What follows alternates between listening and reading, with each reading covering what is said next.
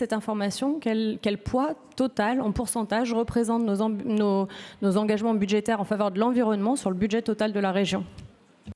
Mais Madame Meignier, juste je vais prendre quelques exemples.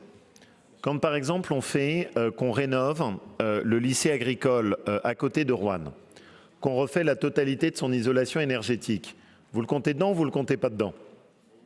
Bon.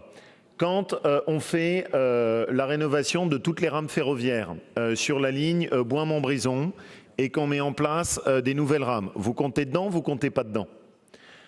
Quand on accompagne une entreprise comme Chamatex destinée à réinternaliser de la production qui aujourd'hui vient de Chine avec la pollution qui est afférente, vous comptez pas?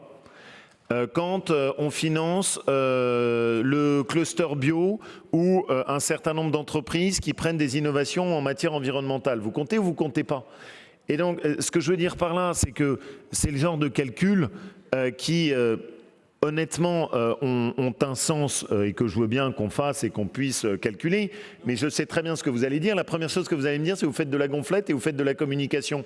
Donc, moi, je veux très bien qu'on puisse le faire. Mais entendons-nous bien, l'environnement aujourd'hui dépasse de très très loin les contours uniquement du budget environnement. Si on est juste sur notre budget environnement pur au sens strict, on a doublé les montants en 5 ans. Si on est sur l'ensemble de nos actions environnementales, par exemple quand on fait des circuits courts dans les cantines, c'est compté, c'est pas compté.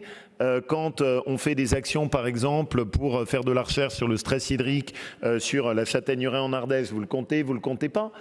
Quand on travaille sur l'évolution de la race aubrac dans le Cantal pour qu'elle soit plus sobre, c'est compris dedans, c'est pas compris dedans. Quand on travaille pour de l'imprimante 3D qui permet d'avoir une plus grande sobriété dans la fabrication industrielle, oui, non. C'est la première chose que vous allez faire, c'est que vous allez me dire on n'est pas d'accord. Et donc,